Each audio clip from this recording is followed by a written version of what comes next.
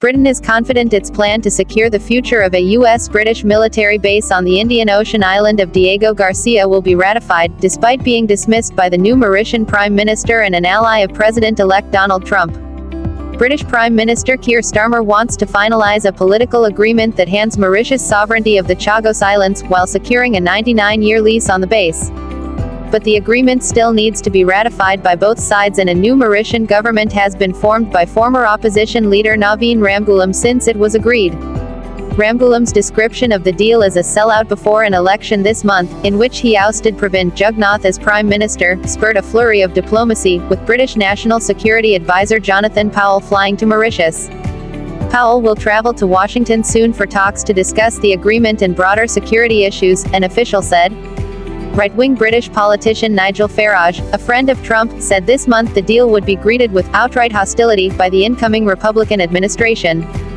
Trump's pick for Secretary of State, Marco Rubio, has said the deal poses a serious threat to U.S. security by ceding the archipelago, with its strategic base used by U.S. long-range bombers as well as warships, to a country allied with China. Asked at a press conference on Thursday if he agreed with Farage's comments, Starmer said, "Look, the Chagos deal is a good deal that secures the base. That is in the vital interests of the US and the UK." A spokesperson for the Prime Minister earlier said he was confident the deal would be finalized.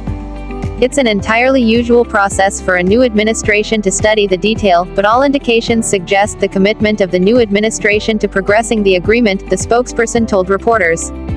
British Foreign Minister David Lammy said on Wednesday he was confident the deal would go through, adding that the U.S. intelligence agencies, State Department, Pentagon and White House had all welcomed it.